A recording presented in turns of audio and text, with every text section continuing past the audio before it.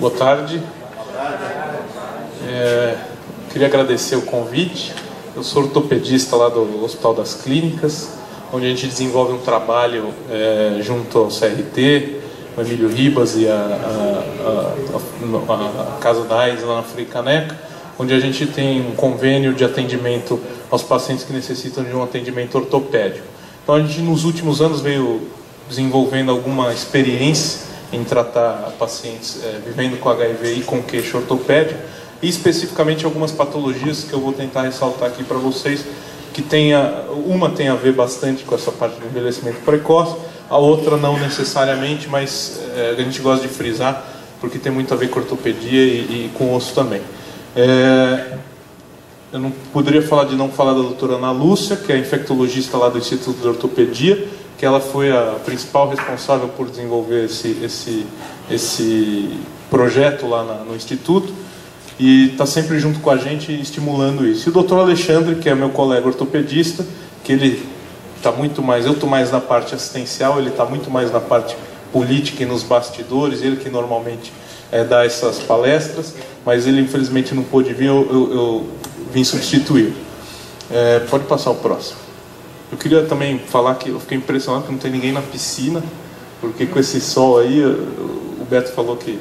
Aqui é muito na cara. Que é logo aqui na frente. Se tivesse uma no fundo, ia estar cheio.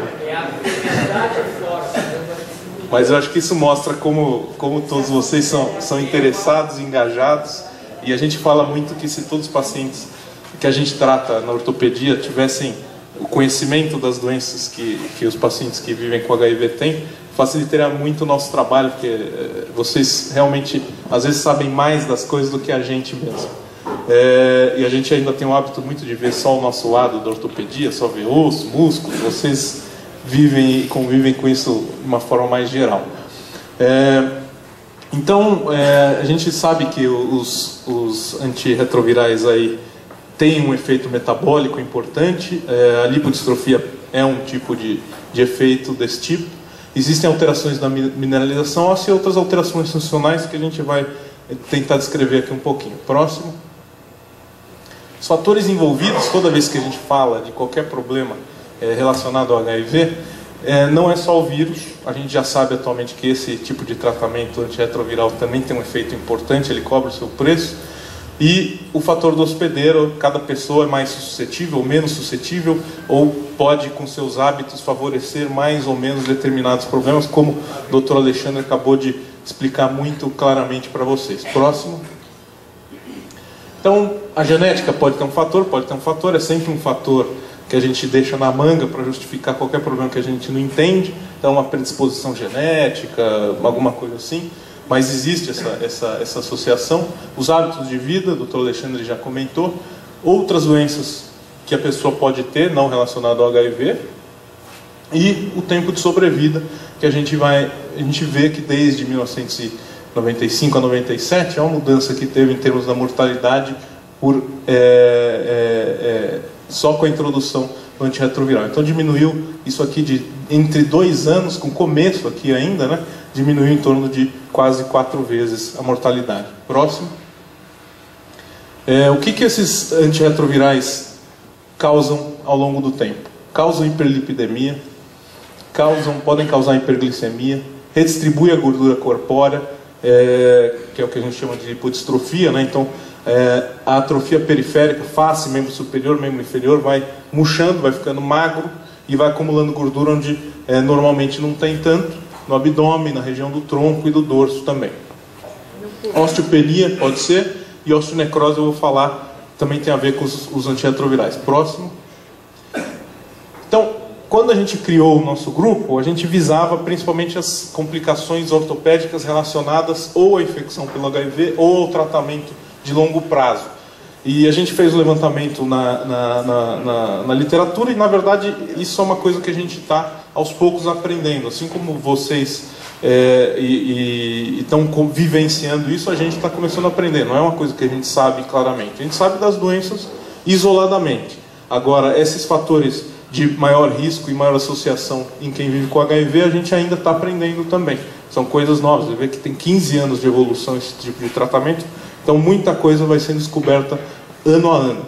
Então, basicamente, a gente já sabia osteopenia, osteonecrose, capsulite adesiva do ombro, uma doença do ombro, e a síndrome do túnel do carpo, que é aquela compressão do nervo mediano no punho, já tinham relatos significativos de associação com esse tratamento. A gente vai concentrar aqui, porque realmente essas duas patologias do ombro e do punho foram mais raras da gente ver.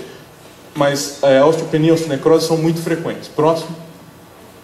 Então, isso aqui é uma radiografia de coluna lombar, em AP anteroposterior e no perfil, aparentemente normal. Como a maior parte das alterações ósseas que eu vou ressaltar para vocês tem uma fase normal. Osteopenia e osteoporose a gente não consegue diagnosticar por uma radiografia isoladamente. Próximo. Esse era um paciente que depois a gente descobriu que ele tinha encunhamento em uma parte da vértebra, uma fratura compressão de uma vértebra lombar, que realmente tinha uma osteopenia e uma osteoporose associada que favorecia essa fraqueza óssea. Próximo, sem trauma, né? Então, a osteopenia, quais são as regiões mais frequentes? Porque a osteopenia e a osteoporose não causam sintomas, a pessoa não sente nada. É que nem ter pressão alta. Ela vive com a pressão alta, a não ser que chegue pressão lá explodindo e dá sintoma, a pessoa não sente nada quando tem osteopenia e osteoporose. Não é que nem a artrose que dói a articulação. Não dói nada. Tá? Então, quando que a gente vê os sintomas? Ou a gente busca ativamente isso, pesquisa em quem tem maior risco e faz o exame que faz o diagnóstico, que é a densitometria óssea, ou essas pessoas apresentam um quadro relacionado com a osteoporose. Por exemplo, uma fratura no osso que não era para ter fraturado naquela idade e com o tipo de atividade que a pessoa estava realizando. Então, basicamente, são as vértebras, que é muito comum ter fratura de vértebra, o fêmur, que é um osso que fratura muito em queda da própria altura, a pessoa está andando, tropeça e cai, normalmente não quebraria, quebra na osteoporose, e o antebraço, principalmente o punho, o rádio distal, esse osso aqui, também quebra frequentemente com as quedas. Próximo. O que é osteopenia e o que é osteoporose? As duas coisas a gente chama de massa óssea diminuída, diminuição da massa óssea, da densidade óssea. Tá? Então o osso está mais fraco. O osso ele tem umas trabéculas, uma microestrutura que tem menos depósito de cálcio nas pessoas com osteoporose. E basicamente o que é? Isso daqui você tem uma média da população, da massa óssea da população geral. E os desvios padrões, que é o desvio, é uma medida matemática.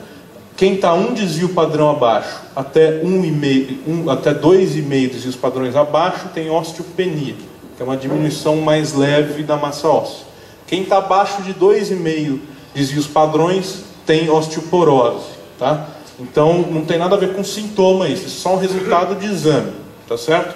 Quem tem uma fratura no osso fraco, com osteoporose, a gente chama de osteoporose grave. Tá? Então, isso daqui é uma medida que o próprio exame de densitometria dá para a gente. Tá? Então, isso é só para vocês entenderem, isso é uma denominação até certo ponto arbitrária. Tá? Próximo. Então, isso daqui, o osso normal tem essa microestrutura, e você vê que na osteoporose a gente vai tendo umas áreas que não tem nada dentro do osso, vai ficando oco, vai ficando sem depósito de cálcio. Tá? Então, ele vai enfraquecendo muito. Próximo. Qual que é a alteração da mineralização óssea? Então, é frequente em pacientes com HIV? Isso aqui que a gente vê, a prevalência de diminuição, que pode ser osteopenia ou osteoporose, entre 22% a 67%, depende do artigo que você pesquisa. Então 67% é muita coisa, é muita gente. Osteoporose, quase um quarto das pessoas, 20%, um quinto das pessoas, 26%, muito frequente também. Tá? Em relação aos controles pareados, o que quer dizer isso? Não adianta eu pegar uma pessoa com HIV com 70 anos e comparar com a pessoa que tem 20 anos sem HIV, não está certo isso. Então eu pego uma pessoa da mesma idade, mesmo perfil, e a gente compara a incidência de osteoporose em quem tem HIV e em quem não tem. O que a gente vê? A pessoa que tem o HIV, em relação a uma pessoa da mesma idade, tem praticamente 6 vezes mais chance de desenvolver algum grau de osteopenia ou osteoporose. O osso, ele é um órgão, tá? Ele não é uma coisa morta. A gente tem a ideia de que o osso é uma coisa dura lá que não muda, né? Que a gente tem sempre igual. Na verdade, o osso ele é um órgão, ele tem célula viva e ele está constantemente mudando. A gente deposita osso e a gente reabsorve osso. Todo mundo faz isso, tá? Ao mesmo tempo que deposita, ao mesmo tempo reabsorve. Você fortalece o osso onde está precisando tira de onde não está precisando. Todo mundo faz isso, todo momento, tá? E esse equilíbrio entre reabsorver e formar que vai gerar a osteoporose. Se a pessoa tem mais estímulo para reabsorver, vai perdendo massa e perde a qualidade óssea e vai ter osteopenia e osteoporose. Se ela tem estímulo para formar osso, e esse estímulo é uma coisa que depende muito dos nossos hábitos e da nossa alimentação, ele mantém a qualidade óssea boa. Esse processo também é desregulado pela infecção do HIV. Próximo. O risco de fraturas o Alexandre mostrou. É difícil da gente discutir, porque muita gente fratura e nem chega a gente não chega a registrar isso, se a pessoa tinha osteoporose ou não. A pessoa que tem 25 anos e quebra, ninguém vai pensar em osteoporose. 40 anos e quebra, ninguém vai pensar em osteoporose. Então muita coisa, atualmente já está se vendo que esse risco de fratura realmente é maior em quem tem HIV, mas é difícil por causa dessa lembrança aí, essa coisa de lembrar os fatores associados. Os fatores do hospedeiro importam muito, tá? Para ter fratura, então idade, o tipo de atividade, outras comorbidades, e é difícil de separar os fatores de risco tradicionais. Então, quem tem osteoporose no HIV, tem osteoporose porque tem o HIV, porque trata o HIV, que a gente vai ver, mas tem osteoporose também porque não toma vitamina D direito, porque não toma cálcio direito, porque não faz atividade física, porque fuma, porque usa corticoide, porque tem que tratar alguma patologia que teve por corticoide que diminui a massa óssea. Então, a mensagem aqui não só tem um culpado, é uma coisa multifatorial e tudo tem que entrar no tratamento da osteoporose. Próximo. Isso daqui é chato para burro, mas é a justificativa de por que desregula um pouco esse processo da formação e da absorção óssea. A gente tem duas células no osso, um é o osteoblasto, que é quem forma o osso, e o outro é o osteoclasto, parece um fantasminha aqui, ó, é quem dissolve o osso, tá? Isso é um equilíbrio. Se o osteoclasto começa a trabalhar mais que o osteoblasto, ele vai dissolver o osso, vai dar osteoporose. E durante a infecção pelo HIV, e eventualmente com tratamento também, o tipo de remédio que a gente usa, a gente tem uma inibição de algumas proteínas, essa osteoprotegerina aqui, que protege o osso e acaba predominando a ação do osteoclasto. Próximo. Então tem esse desequilíbrio nesse sistema, e aí vai levar à perda do tecido ósseo. Próximo, isso aqui é muito técnico, eu vou passar. A ação do vírus, essas proteínas aí podem causar um estímulo direto à absorção óssea, tá? Então o próprio vírus, não é só o tratamento, o próprio vírus tem um efeito direto no osso, deletério para a qualidade óssea. Próximo. Fatores do hospedeiros, a idade, quem tem mais idade vai ter maior risco, óbvio, como qualquer pessoa normal. Deficiência de vitamina B, que é uma coisa frequente, tem muitas pessoas que têm problema de absorção de nutrientes pelo trato gastrointestinal. Baixo ingesta de cálcio, imobilização, a pessoa tem, ou por algum outro problema, fica muito tempo parado, não faz atividade física. Distúrbio de hormônio sexual, hipertireoidismo, hiperparatireoidismo, insuficiência renal, tudo isso pode levar também, que são coisas frequentes, vocês devem ter ouvido aí durante esses dias discutindo os efeitos colaterais. Próximo. E a medicação também pode ter efeito. Isso é aquela coisa, né? Hoje a gente não sabe, amanhã a gente sabe um pouquinho mais, hoje parece que um não faz, daqui 2 anos parece que faz também. Então, os inibidores de protease, tem alguns estudos que mostram que podem ter um efeito negativo em relação à massa óssea, e os da transcriptase reversa também podem ter a ver. Tenofovir aparece bastante, né? Mas, de novo, não dá para culpar só a medicação. E a gente fica naquela situação que não dá para ficar ou correr, a gente não dá para também tirar toda a medicação. Então é importante, justamente como o Dr. Alexandre falou, ele foi perfeito nisso, a mudança dos hábitos e o tratar os outros fatores que são mais fáceis de tratar muitas vezes. Próximo. Então existem alguns exames de sangue que a gente pode ver, e a densitometria óssea, que é quem faz o diagnóstico de osteopenia e osteoporose. O risco de fratura patológica é tanto maior quanto pior for a qualidade óssea. Se a pessoa tiver baixa probabilidade, ou seja, a atividade do dia a dia é equilibrada, não tem uma atividade de alto risco para ter queda, a massa óssea não está tão baixa, normalmente o que quer dizer isso? Osteopenia só, não osteoporose. A gente trata com mudança de hábito, dieta, cálcio, suplementação de cálcio e de vitamina D. Se a pessoa tem alta probabilidade, ou porque tem um problema de equilíbrio, muito risco de cair, ou porque tem osso muito fraco, tem osteoporose, a gente, além disso, a gente associa bifosfonado para aumentar a massa óssea. Próximo. Suplementação de cálcio, em torno de 1 grama por dia. Vitamina D, 400 unidades por dia. Isso na pessoa, essa é a suplementação. Quem tem uma deficiência precisa tomar, às vezes, muito mais do que isso de vitamina D no começo. Bifosfonado, tem vários. A gente ainda não sabe se o uso de todos na população com HIV é tão eficaz quanto na população geral, mas tem 2 que foram melhores estudados, o alendronato e o ácido zoledrônico. Esses também têm um efeito muito similar do que na população geral. Isso melhora a perda óssea, porque o que esses remédios fazem, eles inibem o osteoclasto, que é aquela célula que dissolve o osso. Então dissolve menos osso, tá? Então predomina um pouquinho a formação. E melhora no quadril, na coluna, e diminui o risco de fratura. Próximo. Esse é um estudo que mostrou que o efeito do alendronato foi similar em quem tem HIV e quem não tem HIV. Não estudado ainda risedonato e bandronato. Haloxifeno, que é mais da parte hormonal, tem estudos em andamento, mas pode ter interação também com a terapia, então talvez não seja uma boa opção. Próximo. Osteonecrose, eu vou falar um pouquinho da osteonecrose, sai um pouco de osteoporose agora, tá? Além disso, tudo que eu falei, a mudança de hábitos envolve atividade física, é importante, tá? Na osteonecrose, e a osteonecrose especificamente não tem tanto a ver com o envelhecimento, tá? Inclusive na população geral, quem tem osteonecrose tem uma faixa etária entre 20 e 40 anos. Quem tem osteonecrose e não tem HIV, acontece entre 20 e 40 anos, a maior parte dos casos, tá? Então, não é um processo diretamente relacionado ao envelhecimento, tá? A osteonecrose, necrose, não é osteoporose mais, tá? Qual que é a incidência? Na população geral é muito baixa, a gente vê aqui 0,1%, tá? Na população com HIV, a gente está vendo cada vez mais relato. Então está próximo de 1%, então 10 vezes maior do que a população geral. Tá? Ainda é baixo, mas é uma coisa significativa. Quer dizer, relativamente baixo, né?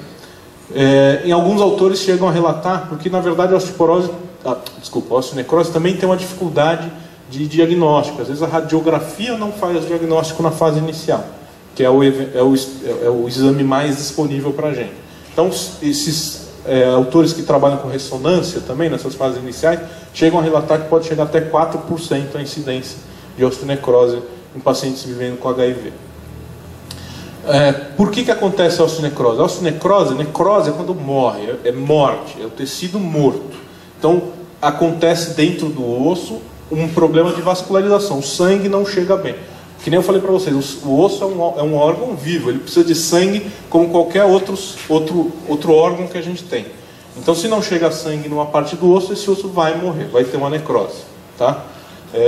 Então, osteonecrose quer dizer morte do osso. Tá? E acontece porque não chega sangue. Não chega sangue porque o vaso entope. Tá? Tem algumas regiões dos vasos, por exemplo, que só tem um vasinho chegando. Imagina, só tem um vaso chegando lá. Se esse vaso entupir, acabou, morreu. Não tem de onde vir sangue mais. Tem alguns lugares que tem vaso chegando de tudo quanto é lugar. Tá? Então, por exemplo, quando a gente corta a pele, normalmente sai sangue de um lado e sai sangue do outro. Porque está vindo sangue dos dois lados. Tá? Pode acontecer que você corte num lugar que só vem sangue de um lado. O que vai acontecer? O outro lado, que está sem sangue, vai morrer. É a mesma coisa que acontece dentro do osso. Por isso que acontece, não acontece no meio do fêmur. Por isso que acontece na cabeça do fêmur, na parte de baixo do fêmur, na parte de cima do ombro, do húmero. Tá? Então não é qualquer lugar que acontece a osteonecrose. Tem lugar que chega sangue no osso de tudo quanto é lado. E por que acontece essa oclusão vascular? Por interrupção do fluxo, ou por isquemia, aumento da pressão do osso, e a morte dos osteócitos também leva ao aumento da pressão. O motivo exato de por que não chega sangue a gente não sabe exatamente. Existem algumas hipóteses, e o que está sendo mais trabalhado atualmente é embolia gordurosa. Tá? Então é gordura circulando que entope esse vazio. Tá? E aí não chega mais sangue. A embolia gordurosa acontece por quê? Algum fator. Tá? Ninguém tem embolia gordurosa normalmente. E que fatores são esses? Dislipidemia é um fator. Quem usa corticoide é outro fator. Quem bebe muito é outro fator. Tá? Então, se a gente for investigar, quem tem outra coisa pode entupir é problema vascular. Quem tem anemia falciforme, quem tem algum distúrbio de coagulação também pode coagular o vaso, tá? Entupir o vaso, tá? Mas essas pessoas que não têm esse tipo de doença de coagulação podem ter osteonecrose também. Normalmente tem a ver com alguma coisa de gordura. Se a gente ir muito fundo, a gente descobre que 80% das pessoas têm algum fator de risco. Próximo. Então, ó, todos esses fatores de risco aqui, a maior parte deles tem a ver com embolia gordurosa ou com trombose, fechamento do vaso por coágulo. Tá? Então, corticoide, álcool, hiperlipidemia, gordura no vaso. Tá? Hipercoagulação, hemoglobinopatia, tem a ver mais com a parte de trombose. E tem vários outros que combinam, e todos esses são fatores de risco também. Na população geral, ó, 80% das pessoas tem um motivo para ter, tá bom? Com HIV 100% tem, porque a gente já sabe que o vírus e a própria terapia tem a ver com a osteonecrose também, tá bom? Próximo. O que é frequente desses fatores de risco no paciente com HIV ou AIDS? A dislipidemia é muito frequente, uso de hormônio por tratamento de eventualmente alguma outra situação, uso de anabolizante, que também se usa, reposição de testosterona, problema de vasculite, anticorpo anticardiolipina, deficiência de proteína S, anticorpo anti-S, são coisas que acontecem com frequência, ou com uma relativa frequência dentro da população com HIV. Próximo. O diagnóstico. A clínica, em quem tem HIV ou quem não tem, é exatamente a mesma. Tá? O que acontece? Dói.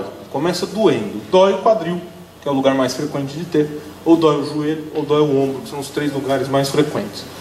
E essa dor pode ou não acompanhar de... A pessoa manca, pode mancar porque dói, começa a dar rigidez, então não consegue movimentar, não consegue mais cruzar a perna direito, tá? Começa a precisar andar de uma bengala muitas vezes, tá? O diagnóstico, na verdade, é relativamente fácil. O que tem que saber é dar valor. Porque o que acontece? Vocês têm, quem vive com HIV tem tanto problema que às vezes fala, estou com uma dorzinha aqui. Isso aqui não é nada, né? Não é problema, né? Então, não vai atrás. E às vezes, isso é um começo de um problema que pode ser tratado inicialmente. Então, a gente fala muito, valorizem os sintomas, principalmente dor. Tá? Ninguém normal tem dor. Tá? Dor na região da articulação, limita o arco de movimento, a rigidez, e o lugar mais frequente é na cabeça do fêmur. De um lado só ou dos dois. Grande maior parte das vezes acontece dos dois lados, tá? O que não é um problema do osso, é um problema sistêmico nosso, de gordura ou de coagulação, que pode acontecer em qualquer lugar. Outro lugar, no ombro, no cotovelo, no joelho e no tornozelo. E entre o sintoma começar, a pessoa começar a ter dor, e a doença aparecer no raio-x varia. Pode durar meses, semanas, pode durar anos, tá? Então, às vezes, a gente não faz o diagnóstico só com raio-x. Se for um quadro clínico sugestivo, a gente tem que ver mais coisa. Próximo? Você já mudou. Então, o que a gente pode usar? Tomo, ressonância e cintilografia. Tá? Raio-x, 40% de sensibilidade nas fases iniciais. Tá? Quando já está tardio, a gente faz 100% de diagnóstico no raio-x, só precisa do raio-x, não precisa de mais nada. Da esclerose, são essas alterações que dão. Um nome técnico, acho que vocês não precisam saber, mas aparece no raio-x, eu vou mostrar para vocês. Próximo. Então esse daqui é uma cabeça do fêmur redonda, como ela deve ser, tá? Redondinha, uma bola. E aqui é uma cabeça do fêmur achatada, tá? Destruição da anatomia da cabeça do fêmur. Achatou, agora não é mais uma bola, é como se o quadril é como se fosse uma colher de sorvete com uma bola de sorvete dentro. Redondo com redondo. Aí você põe na colher de sorvete um quadrado e vê se mexe direito. Não mexe direito mais. Começa a doer, dá atrito e rigidez. Próximo. Então aqui a diferença, ó, uma cabeça redonda, uma cabeça achatada. Próximo. Isso daqui é uma cintilografia, pode aumentar a captação. Isso às vezes facilita para a gente descobrir isso quando o raio-x ainda está normal. E a ressonância acho que é um exame melhor, que também mostra bastante para a gente. Próximo. Olha na ressonância como aparece isso. Então essa área preta aqui, ó, é a área morta, é osso morto, é a necrose do osso, tá? A gente consegue ver direitinho na ressonância. E a área branca em volta, que tem esse contorno aqui, que parece um mapa, né? Um contorno como se fosse um país, por isso que a gente fala que é um padrão geográfico. Isso daqui é o sangue em volta ali, que não consegue chegar porque esse osso morreu, tá? E aí o que vai acontecer? Ela está redonda, e você vê que aquela cabeça que estava redonda, tinha necrose também, tá? Está redonda com a necrose. Essa daqui tem necrose, só que já não está redonda mais. Então a cabeça começa redonda, tem a necrose enfraquece o osso, e o osso vai desmontando. À medida que a gente vai pisando, andando, ele vai afundando. E aí ele vai ficar assim, com necrose e afundado. Próximo. Aqui outra imagem da ressonância. Próximo. E aqui outra imagem. Olha como redondo de um lado, olha aqui desse lado. Não dá nem para descrever direito a forma. Próximo. Esse daqui é uma cabeça do fêmur que mostra o osso mais normal aqui e o osso que sofreu a necrose. Acontecem umas fraturas, tá? O osso quebra. Essa daqui não, a do Beto tá aí, ó. Cadê? Ele guardou, tá com ele. E depois ele mostra ali. Tem a cabeça dele. Próximo. Esse daqui é o ombro, tá? Então só para mostrar que não acontece só no fêmur, na cabeça do fêmur. O próprio Beto falou que tem no fêmur distal também, mas isso acontece no úmero também. Próximo. O que a gente faz então? Tem a suspeita clínica, pelo quadro clínico, exame que o médico faz, a própria queixa do paciente, faz o raio-x. Se ele tiver positivo, tiver diagnóstico, você já trata, não precisa fazer nenhum outro exame. Se tiver o raio-x negativo, não tem alteração no raio-x, você vai fazer a ressonância. Se tiver positivo, você vai tratar também, tá? Se não tiver positivo, aí você pode discutir de fazer uma cintilografia, mas aí a chance maior de não ter a necrose mesmo, ainda bem. Próximo. Tratamento depende do estágio da doença. Então, quando a cabeça ainda está redonda, a gente trata de um jeito. Quando a cabeça desabou, desmontou, a gente trata de outro jeito. Quando a cabeça ainda está redonda, a gente, para aliviar os sintomas, a gente pode fazer só um furo dentro do osso para tirar essa necrose e levar sangue para o lugar que está morto, tá? E tentar refazer esse sangue aí. Resultado é ruim, infelizmente é ruim. A maior parte das pessoas que fazem esse furo, 1 mês, 6 meses, 1, 2 anos, 3 anos depois, acaba evoluindo depois com a cabeça desabando também, tá? É uma doença, desse ponto de vista, muito de má evolução. A maior parte das pessoas evolui com a destruição da cabeça. E quando a cabeça está destruída, a gente tem que fazer a prótese. Não tem outra opção. A gente tem que tirar aquela cabeça que está morta. O Beto mostra para vocês depois uma cabeça. E pôr uma prótese. Próximo. Então, esse daqui é a cabeça redonda, que estava com a necrose. A gente põe um fio lá dentro, ó, fura na cirurgia. Próximo. Passa uma broca. Próximo. E a gente cria esse furo lá. Aí por aqui sai o osso morto e vai sangrar lá dentro para tentar levar sangue para essa região que está morta. Alivia a dor, mas não impede a progressão para o desabamento. Tá bom? Próximo. Olha lá a cirurgia que o Beto fez ali no quadril dele. Talvez outras pessoas já tenham feito. Não é a dele, tá? Não é a dele. A sua foi maior, né? O corte, né? Então, tá vendo? Então aqui é a cabeça destruída, tá? Não está redondinha, tem uns pedaços caindo da cabeça aqui. Próximo. Tem sangue, ó. Então isso aqui não é redondo, vocês concordam comigo? Então, isso daí rodando dentro do quadril dói, tá? É que nem uma roda quadrada. Próximo. E lá dentro está o quadril, o fundo do quadril, que ele é redondinho. O fundo do quadril não é acometido pela doença, tá? Mas a gente tem que mexer nele para fazer a prótese. Próximo.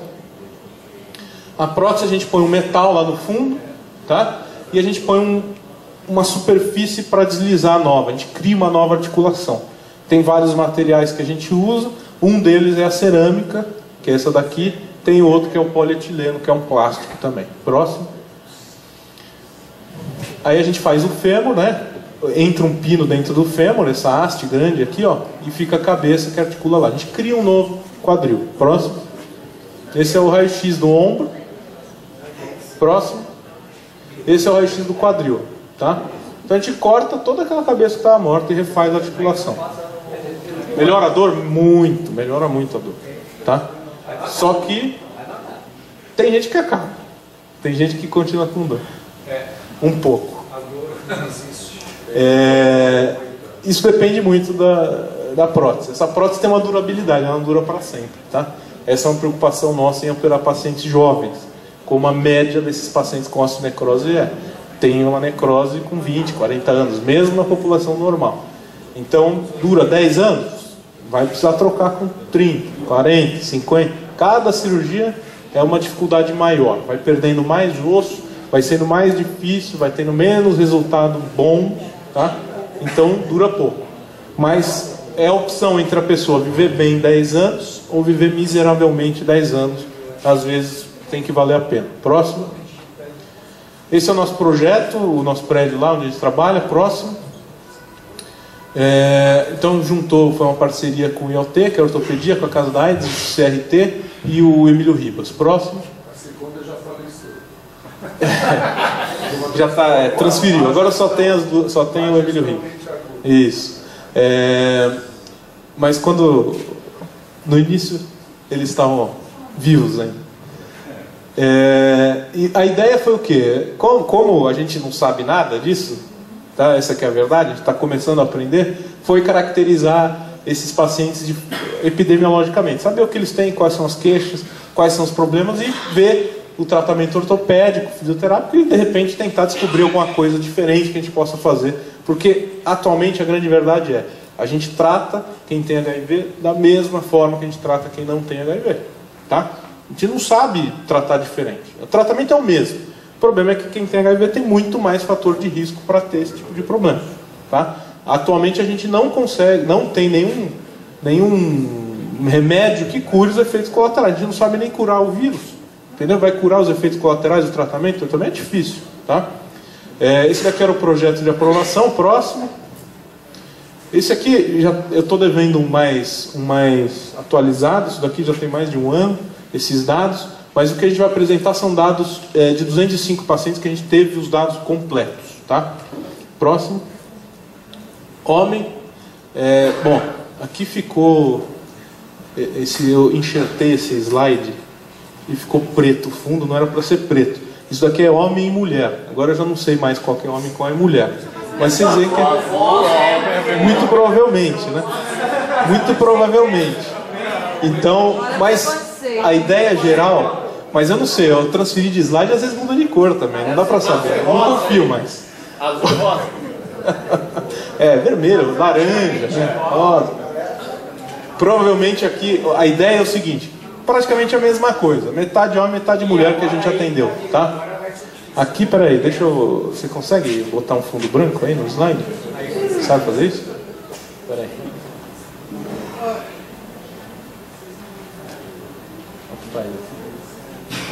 Vai ter que deixar ali.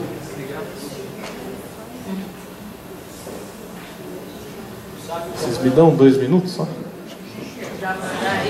Alguém sabe?